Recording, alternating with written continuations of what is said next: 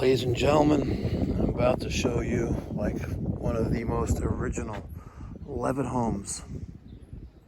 Crazy. We got a 2-zone oil-fired boiler. First floor is frozen. I am going to go solve that problem today. That's what we do. We fix problems.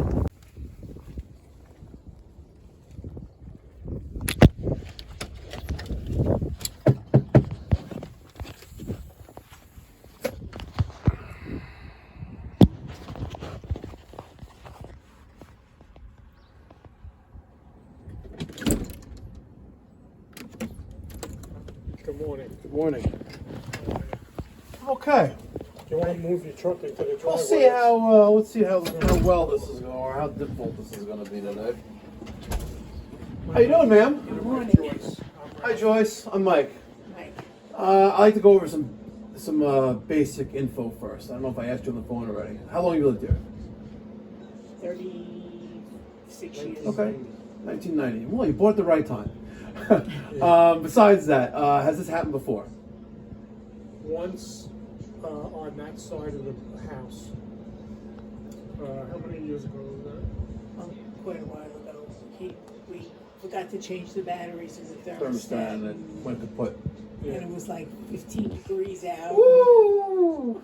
Okay. So, to my understanding, you have an oil-fired boiler, Yes. right? You have 2 zones, Yeah. Yes. right? And the second floor zone works, Yes. and the first floor does not. Correct. Okay. And you have zone valves, Yes. and it's a new oil boiler, Yes. and the oil lines froze, and that's why you had no heat. That's what the Okay. technician said. But so normally moving water is less likely to freeze. So as long as, like, yes, the boiler is off, but the zone should still be energized unless it's wired differently. Where's the boiler? Okay, let's go see.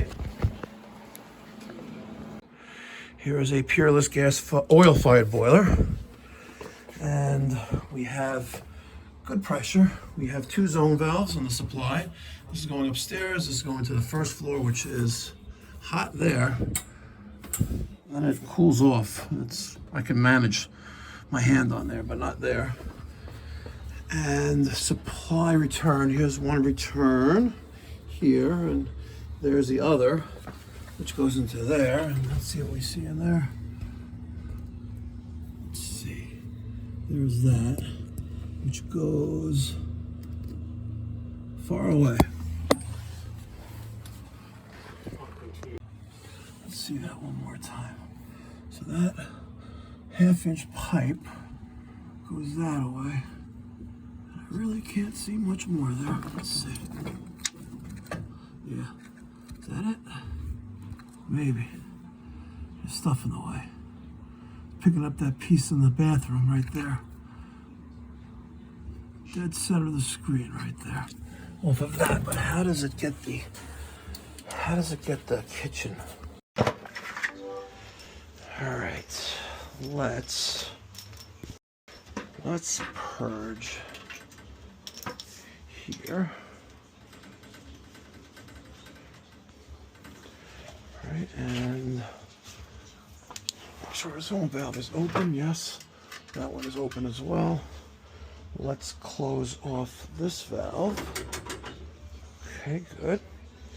And let's check our Webstone valve, and we want it to be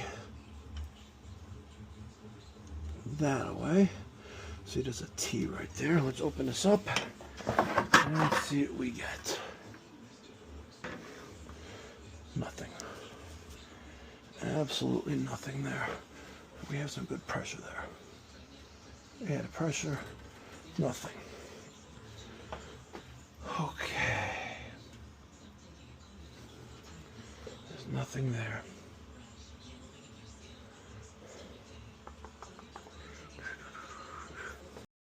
All right, we added a saddle valve there. Now I got water flowing here.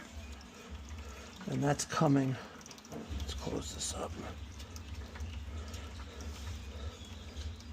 It's coming from that supply side of the boiler. And believe it or not, it goes under the front door. So let me close this. Show you what we're talking about here.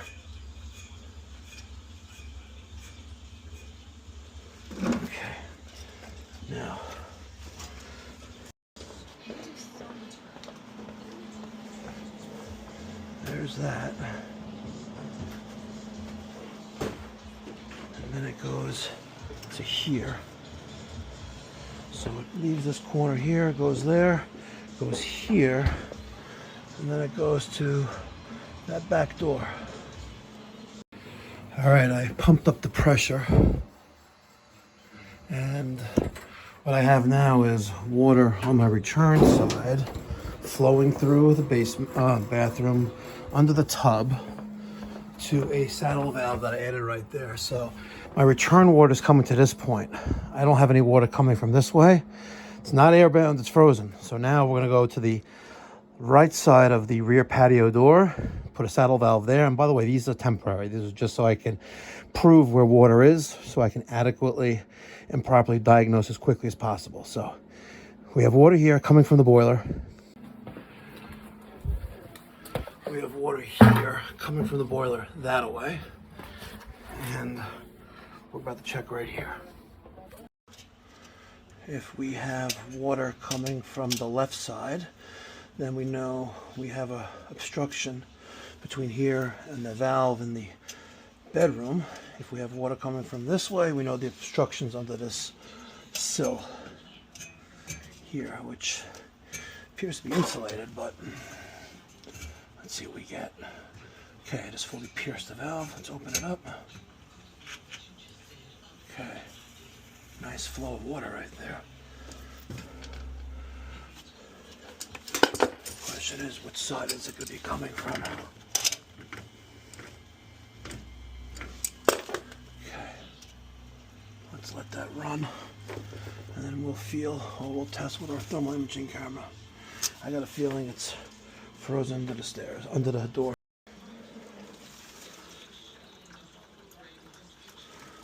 We're pulling water from under the patio door. I would have had money that this was frozen.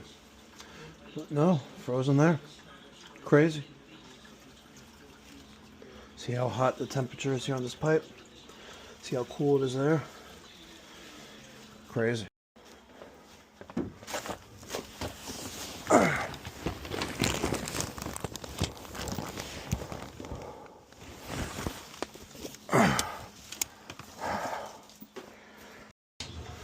Hot shot 320.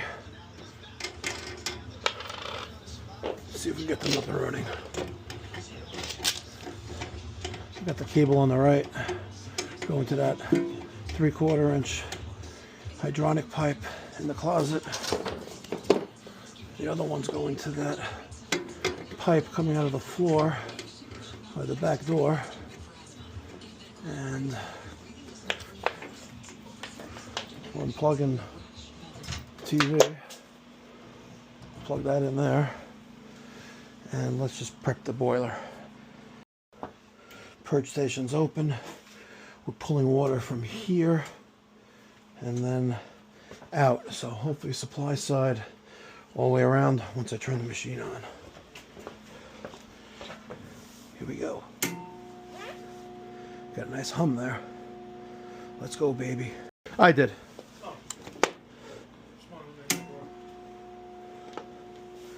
All right, 370 amps.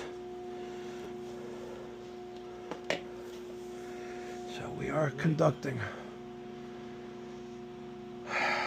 We'll run that for a few minutes and then go further down the line. All right, that pipe is heating up.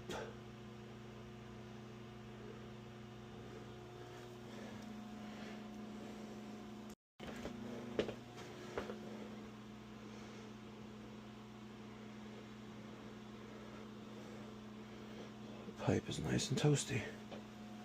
I just heard something. You heard that too, right? Yeah. Sounds like water running. Exactly.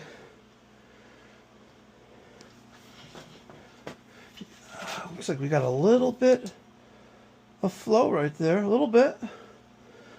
Maybe.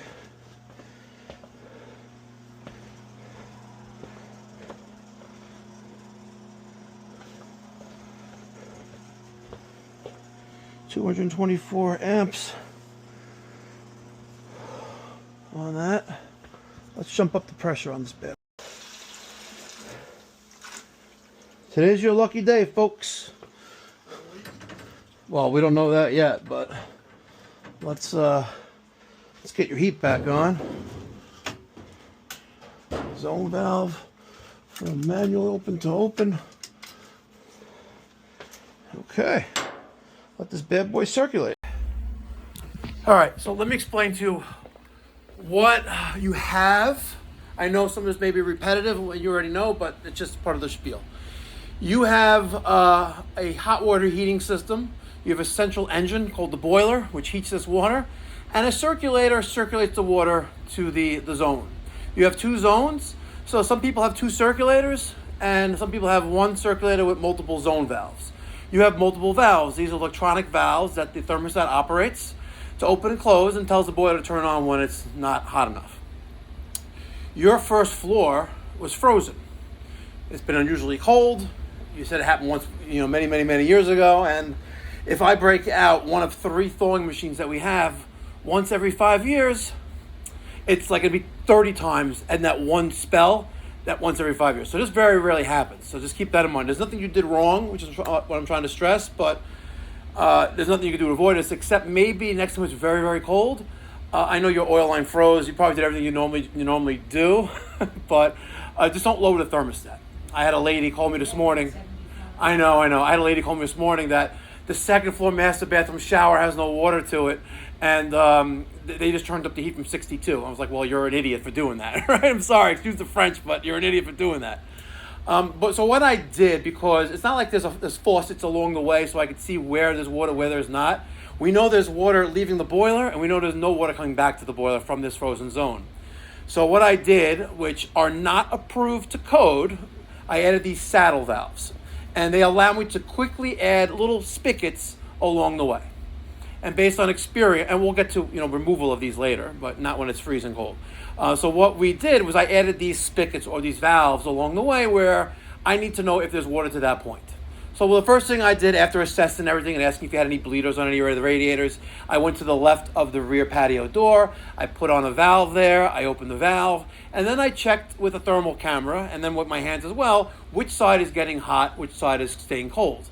And the side closer to the boiler is now getting hot. So I know that the water's leaving the boiler, it goes to your kitchen, it comes back, it goes to the right of the front door, it loops around the living room, to the dining room, back to that door, and now I had hot water. I would have wagered at this point that the freeze is under the doorway to the back patio. But the story continues, right? I now went to the master bedroom next to your laundry closet, and I put a valve there as well. And then I felt which side is getting cold. Which side is getting hot. And the side facing the boiler, which is the return from the boiler, right, is getting hot. So the valve is pulling hot water from the return of the boiler.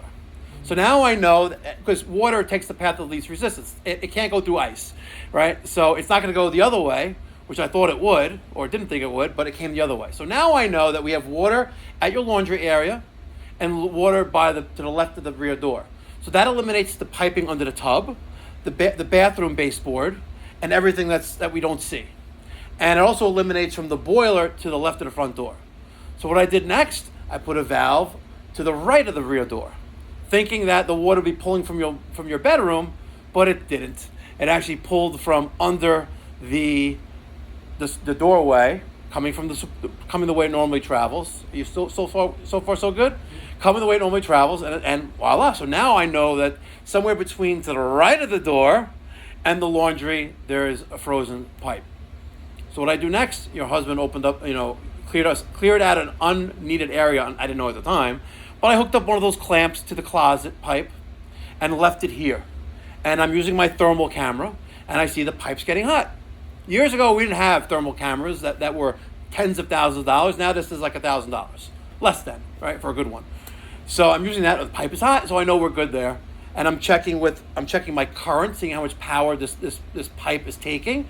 350 amps of power, which is a lot of power, right? That's why I said don't touch it, right? And it got hot, so then I moved one from there and another to the laundry area. And then after a short period of time, the pipe thawed out, and I left the bucket open to purge, so bleed out the zone, and that's when you heard that sputter. And then 30 seconds later, we have flow. and now the boiler turned on, it turned off, and these should all be hot. Make sense? I can feel it already. But one more thing, I'm sorry. So about these valves that we added, I added what is called saddle valves. These are valves that are normally used to like give an ice maker water, right? It's for a handyman to put on a pipe without having a plumber to shut down the water to service, cut in a T, solder all these fittings in. Time is money here, so I need to move quickly as possible because otherwise the bill will be $10,000 before you know it, right? So we added these saddle valves. Now I added 3 valves. What you should do, right? You can do whatever you want, but what you should do is when it's warmer out, like in the summertime, right, to cut those out and put in real bleeder valves. So in the future, we need to deal with this. We know that here's, we don't have to go through all those things again. You don't have to do it, but you should. God forbid one of these valves fail, you'll have a leak, right? And it may not be a pretty leak, it may be a major leak. Or it could be a little leak. But you have 3 of them installed in your home, to the left of the back door, to the right of the back door, and one by the laundry room. So keep that in mind. Ladies and gentlemen, I am shocked that the service call went the way it did. I am ecstatic. And the most important part is that when a client truly appreciates what you did and you get the biggest compliment of a gratuity, you know you went above and beyond. And I didn't do that. I just performed my job the way that I was trained. And I went in there with confidence, knowing that the problem is going to go away when I am done. And you have to think logically. Now, hydronic heating systems, ask anyone. Ask the people in general who make the hot shot. I'm sure they're not. Okay. Ask the people in general that make the hot shot. A hydronic heating zone is the hardest to de-thaw. We got really lucky here. I have the right technology because I believe in embracing technology. This job was scheduled for 12 to 4 today.